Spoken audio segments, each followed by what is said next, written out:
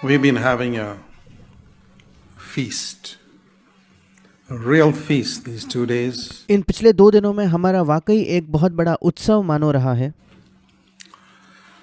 The riches of heaven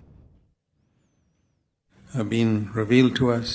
स्वर्ग के जो धन है वो हम पर प्रकट किए गए हैं।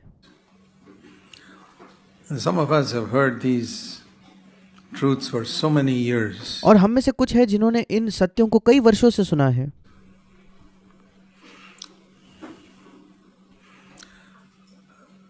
There are different movements that God has raised up through the years. और अलग-अलग वर्षों में परमेश्वर ने कई अलग-अलग आत्मिक मानो आंदोलन अलग-अलग जगह शुरू किए By godly men, और ईश्वरीय लोगों द्वारा, wonderful godly men. बहुत ही अद्भुत ईश्वरीय लोग।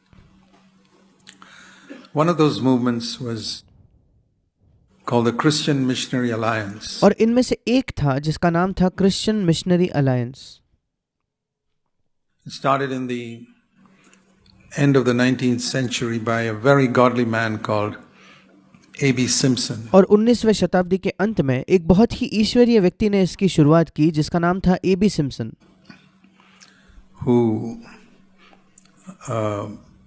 wrote that song we sometimes sing, once it was the blessing, now it is the Lord. जिन्होंने उस गीत को लिखा है जो हम कभी कभार गाते हैं कि एक समय आशीष थी पर आज मैं प्रभु की ओर देखता हूँ।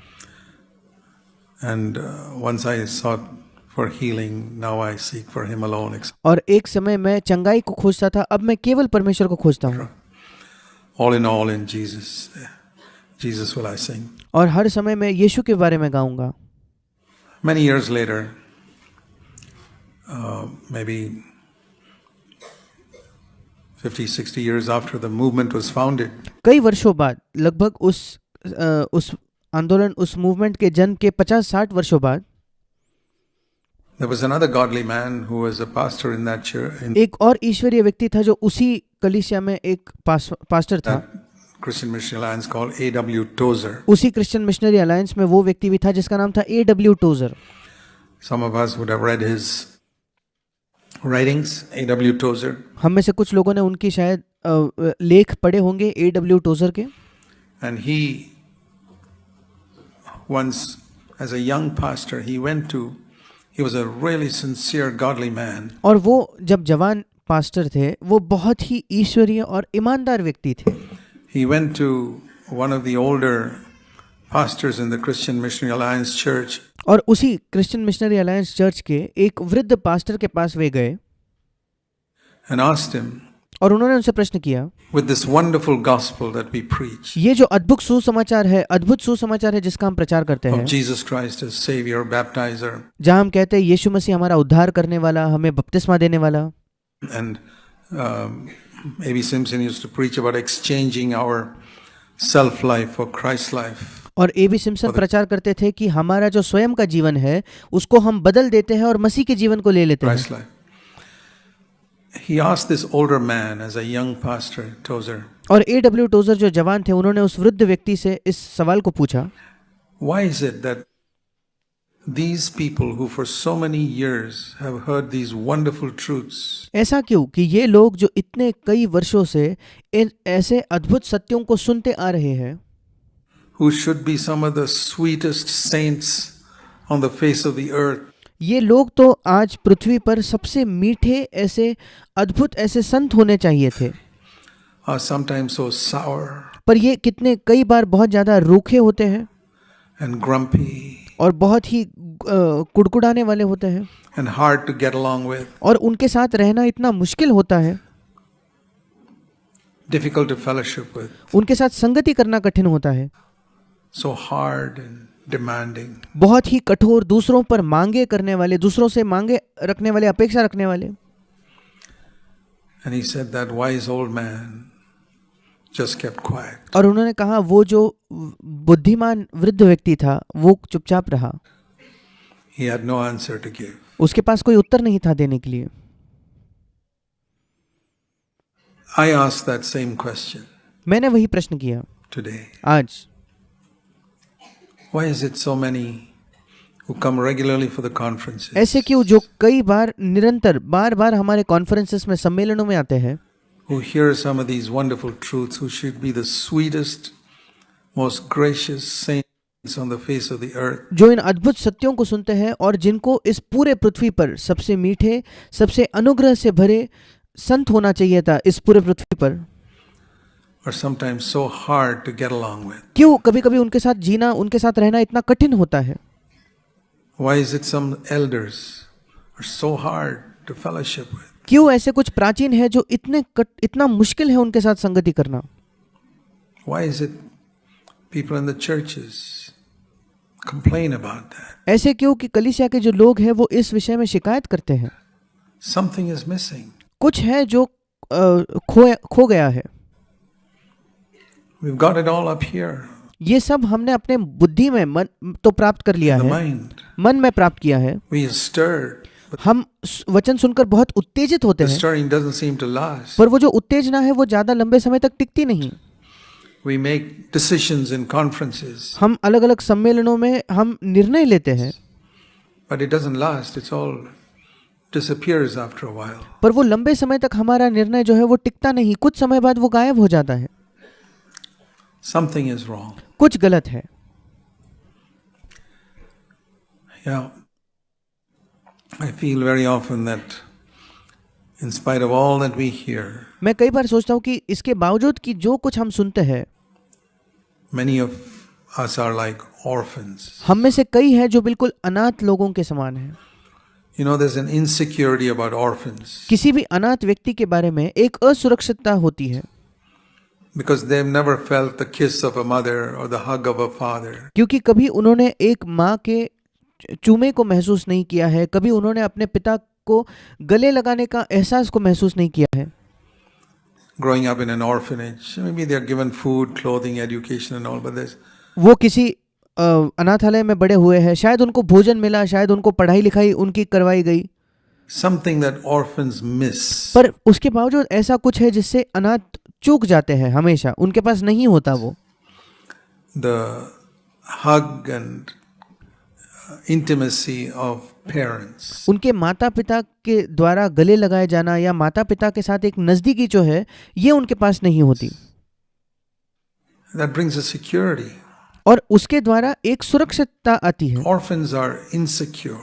और जो अनाथ होते हैं वे हमेशा असुरक्षित महसूस करते हैं।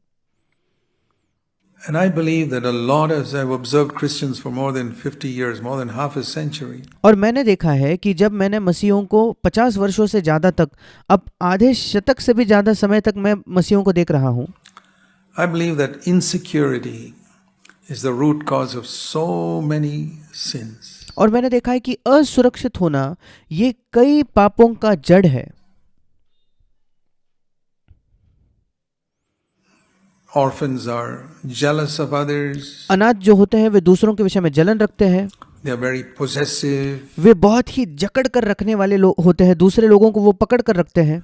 They don't want you, if you meet, you're friendly with an orphan, that orphan will not want you to be friendly with anybody else. अगर आप किसी अनाथ से मित्रता कर लो तो वो अनाथ बिल्कुल नहीं चाहेगा कि आप और किसी के भी मित्र बनो, Because they are so insecure. क्योंकि वो इतने असुरक्षित होते हैं। They're very possessive. वे बहुत ही जकड़ कर रखने वाले, पकड़ कर रखने वाले होते हैं। If you become their friend, they want you. अगर आप उनके मित्र बनते हो तो वो आप ही को चाहते हैं। Possessive. They won't let you share you with anybody else. वे आपको जकड़े रखेंगे, वो नहीं चाहते कि आपको किसी और के साथ वो बांटे। And if they see two people talking together, they say, "Oh, they must be talking about me." और अगर वो देखते हैं कि दो लोग कहीं बात कर रहे हैं तो वो यही सोचेंगे, हाँ ये दो लोग जरूर मेरे ही विषय में बात कर रहे हैं। Suspicion, संदेह करना, शक करना, jealousy. जलन रखना। And orphans are, if they get something, they want to keep it. और अनाथ लोग अगर कुछ प्राप्त कर लेते हैं तो वो उसे पकड़े रखना चाहते, थामे रखना They चाहते, don't want to lose it. वे उसे खोना नहीं चाहते। It's like elders who don't want to lose their position, ये बिल्कुल उन प्राचीनों के समान है जो अपने पद को छोड़ना नहीं चाहते, or they want honor from people. They want acceptance all the time. या वे लोगों से आदर चाहते हैं, वे हमेशा चाहते हैं कि लोग उनको स्वीकार करें। Orphans can never stand a rebuke. और अनाथ जो होते हैं वे कभी किसी से किसी डांट को सहन ही नहीं कर पाएंगे। Oh, they'll go into depression for days. वो कई दिनों तक बिल्कुल निराश हो जाएंगे, डिप्रेशन में चले जाएंगे अगर कोई उन्हें डांट दे तो, because somebody corrected them. क्योंकि किसी ने उन्हें सुधारा। Insecure, insecure, insecure. असुरक्षित असुरक्षित असुरक्षित। All of humanity was like that. संपूर्ण मनुष्य जाति ऐसी ही थी। From the days of Adam, Adam when के दिनों Adam से। lost his father, जब आदम ने अपने पिता को खो दिया, lost God, knowing God intimately उसने परमेश्वर को नजदीकी से जानना जब खो दिया, in Eden, ever since that day, Eden के बगीचे में Adam and all his children Eden के बगीचे में उस दिन से आदम और उसके सारे बच्चे have been insecure orphans वे असुरक्षित अनाथ के समान रहे हैं in the world. इस संसार में। Everybody under the old covenant. पुरानी वाचा में प्रत्येक व्यक्ति। That's why you see some of those great saints falling into depression. इसलिए आप देखते हो कि उन महान संतों में जो पुराने नियम में थे वे कभी कभी निराशा या डिप्रेशन में गिर जाते थे। Like John the Baptist, who was the greatest prophet of all, महान यूहन्ना बपतिस्मा देने वाला जो सारे भविष्यद्वक्ताओं में सबसे महान था, when he was imprisoned, just because Jesus didn't get him out of prison, do a miracle, and kill Herod, जब वो जेल में डाल दिया गया, बंदीगृह में डाल दिया गया, सिर्फ इसलिए क्योंकि यीशु मसीह ने कोई चमत्कार करके उसे छुड़ाया नहीं और हेरोद राजा को मारा नहीं, he began to doubt. वो शक करने लगा। And from prison, he sends his disciples to Jesus and says, "Are you really the Messiah?" और उस बंदीगृह से यूहन्ना बपतिस्मा देने वाला अपने शिष्यों को यीशु के पास भेजकर ये प्रश्न पूछता है, क्या तू वाकई में मसीहा है? I mean, he had heard the voice from heaven. अब यूहन्ना ने खुद स्वर्ग से उस आवाज को सुना था। Supposing you heard a voice from heaven saying, "This is my beloved son." अगर सोच कर देखिए, अगर आप स्वर्ग से एक आवाज सुनते हो कि ये मेरा प्रिय पुत्र है, Would you ever doubt after that? You think you won't. क्या उसके बाद आप कभी शक करोगे? आपको लगेगा कि नहीं, मैं कभी शक नहीं करूंगा। You will. आप शक करोगे। John the Baptist did. यूहन्ना बपतिस्मा देने वाले ने शक किया। When something you want desperately, your prayer that you asked for didn't get answered, the child you prayed for died. जब आप ऐसा कुछ चाहते थे जो बहुत तीव्रता से आपकी चाहत थी ये पूरा हो जाए और वो प्रार्थना नहीं सुनी जाती, वो वैसा नहीं होता। जिस बच्चे के लिए आप प्रार्थना कर रहे थे वो बीमार था पर वो चंगा नहीं हुआ, Instead of being healed, और चंगा होने के बजाय उसकी मृत्यु हो गई, then you begin to doubt. फिर आप शक करने लगते हो, Is he really the Messiah? Is all this true? क्या ये वाकई में मसीहा है? क्या ये सब कुछ जो मैं विश्वास करता हूँ क्या ये सच भी है? I've had people sit in CFC for many years who say, मैंने देखा है CFC में कुछ लोग कई वर्षों तक बैठने के बाद ये कहते हैं, Brother Zach, I'll be honest with you. भाई जैक मैं आपको ईमानदारी से बताना चाहता हूँ। I remember one brother telling me this. मुझे याद है एक भाई ने मुझसे एक बार ये कहा था। He says, I'll be honest with you that उन्होंने कहा कि मैं आपसे ईमानदारी से ये कहना चाहता हूँ, sometimes I doubt. Is this Bible really God's word?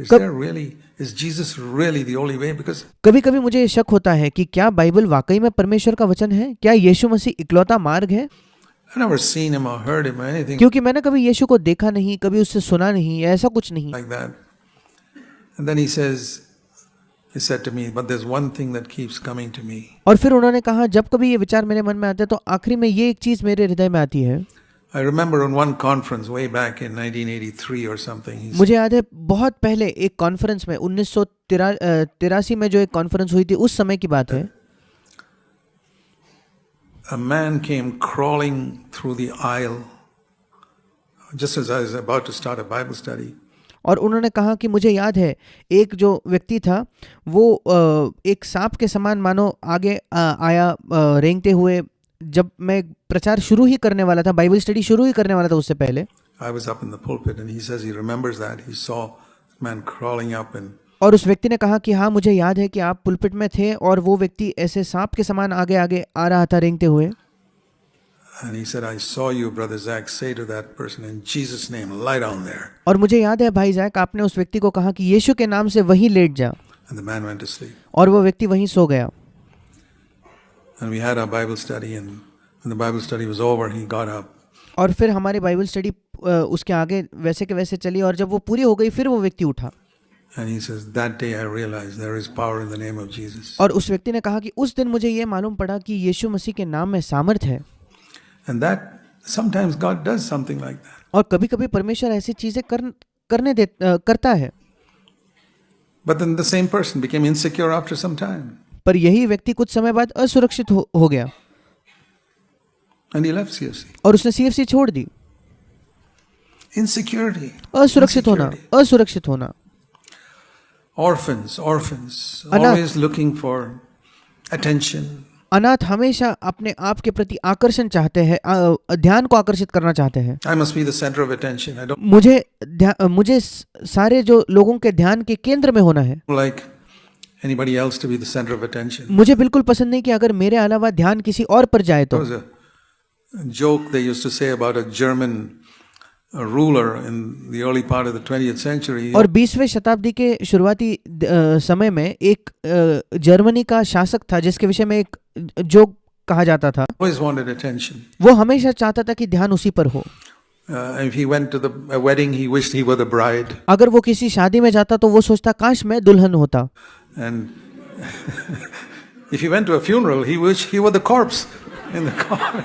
और अगर वो किसी फ्यूनरल में जाता तो वो सोचता कि काश मैं यहाँ मरा हुआ व्यक्ति या मैं यहाँ शव होता तो।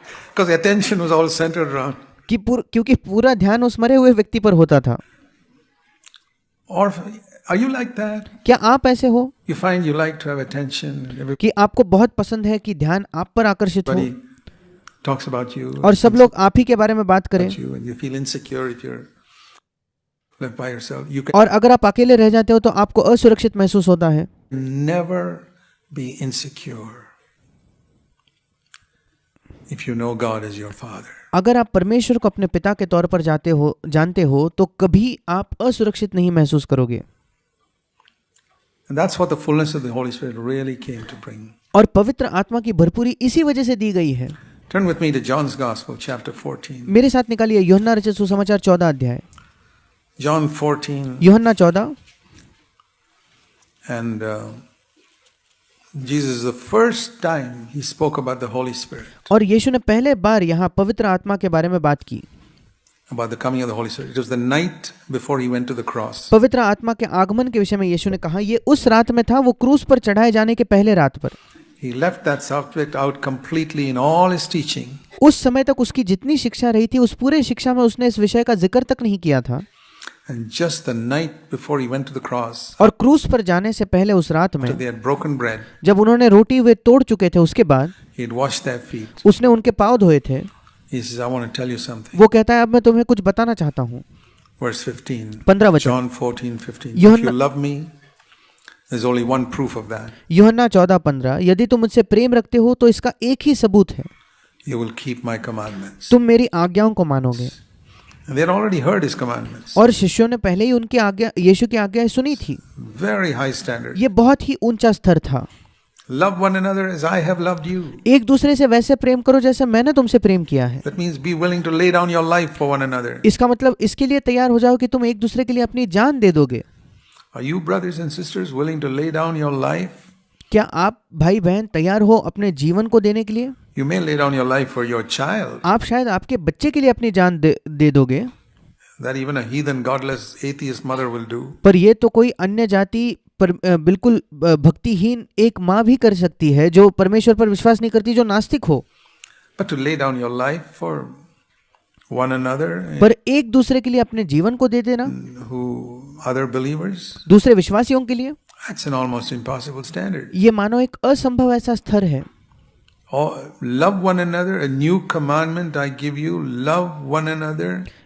एक नई आज्ञा मैं तुम्हें देता हूँ, एक दूसरे से प्रेम करो, Exactly as I have loved you. बिल्कुल वैसे जैसे मैंने तुमसे प्रेम किया। How did he love me? He उसने मुझसे कैसे प्रेम किया? loved me by laying down his life for me. उसने मुझसे ऐसे प्रेम किया अपने जीवन को बलिदान करके, अपने जीवन को देकर। He gave up everything उसने सब कुछ छोड़ दिया because he wanted me. क्योंकि वो मुझे चाहता था।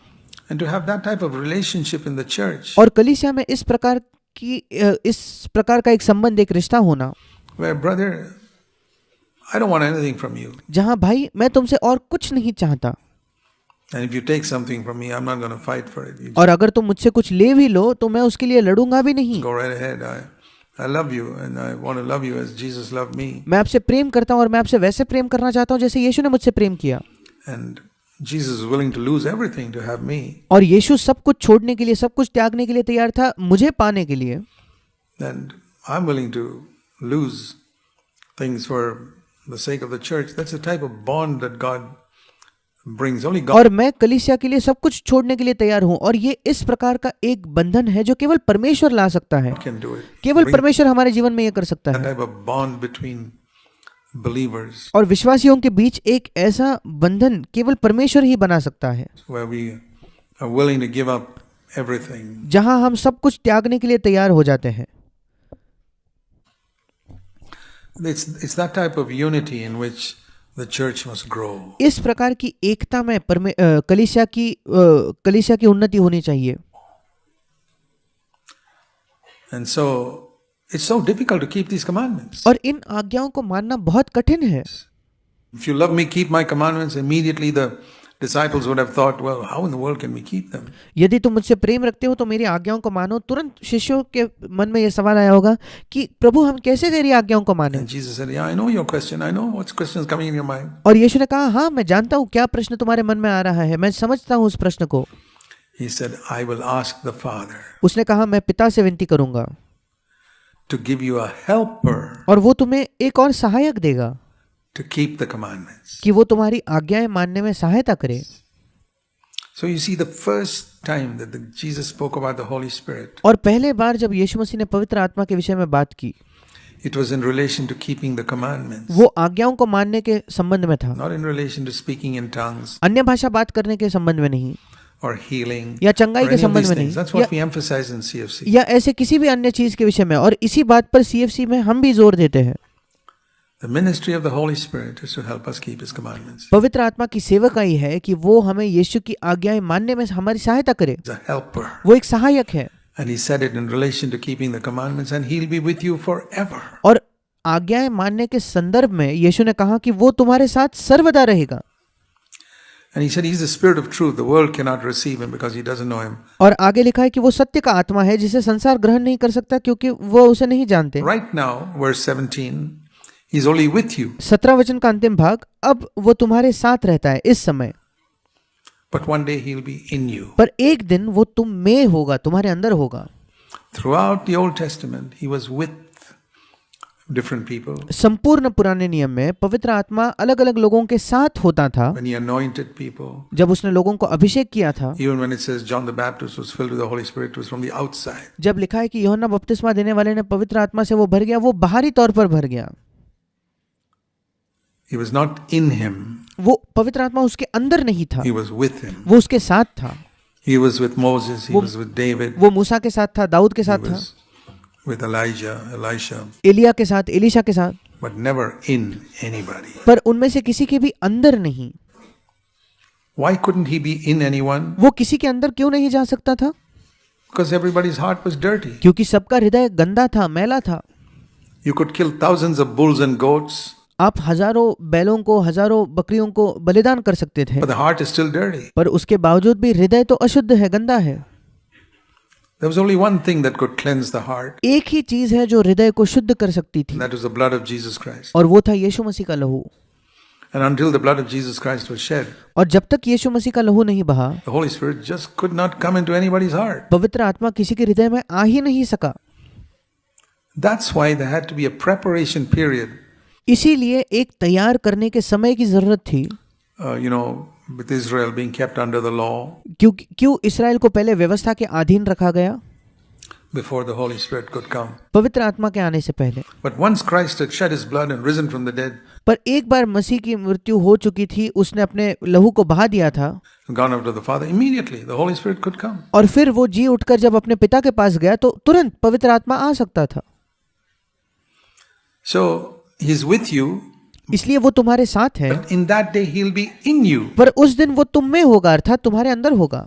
Like the cup covered, you pour water on it, उस प्याले के समान जो ढका गया है, और अगर उस पर ढक्कन रखा है और उस पर आप पानी डालते जाओ, it flows and flows outside and blesses people. The inside of the cup remains dirty. उस ढक्कन पर से पानी बाहर बहेगा और अलग अलग लोगों को आशीष देगा, पर उस प्याले का अंदरूनी भाग वो गंदा ही Like रहेगा, Samson's heart. जैसे शमशोन का हृदय था। But if you remove the lid पर अगर आप उस ढक्कन को निकाल दो तो, and pour water in it, it overflows from within. और फिर उस पानी को उस प्याले के अंदर, उस ग्लास के अंदर डालो तो फिर अंदर पानी बहकर फिर उमड़ने लगेगा, And then the inside is clean, और फिर पहले अंदर से वो ग्लास साफ हो जाएगा, and it flows out in blessing. और फिर वो बाहर जाकर दूसरों तक बहेगा और आशीष देगा। That's the difference between old covenant fullness of this being filled with the Spirit upon पुरानी वाचा में जो पवित्र आत्मा की भरपूरी थी वो केवल पवित्र आत्मा अपने ऊपर होना यही था, and new covenant filled with the Spirit which is from within and then overflowing. और नई वाचा में जो पवित्र आत्मा की भरपूरी है उसमें यही अंतर है कि नई वाचा में वो हमारे अंदर से है और फिर वो उमड़कर बाहर बहता है। That's what he meant by he's with you till now, he will be in you on the day of Pentecost. यही यीशु का तात्पर्य था जब उसने कहा कि अब तक वो तुम्हारे साथ है और पेंटिकोस्ट के दिन के बाद वो तुम में होगा, तुम्हारे अंदर होगा। And then he says, and when that happens, और फिर उसने कहा कि जब वो होगा, you know what's going to happen? क्या आप जानते हो उसके बाद क्या होगा? When the Holy Spirit comes within you, जब पवित्र आत्मा तुम्हारे अंदर आ जाएगा, you will not be an orphan anymore. तुम अनाथ नहीं रहोगे। So when he spoke about the Holy Spirit, he spoke about freedom from being an orphan. और जब यीशु मसीह ने पवित्र आत्मा की बात की तो उसने बात की एक अनाथ होने से स्वतंत्रता पाने के विषय में। I will come to you. मैं तुम्हारे पास आता हूँ, 18 वचन। And that is one of the greatest things that the Holy Spirit does. और ये सबसे महान काम है जो पवित्र आत्मा करता है।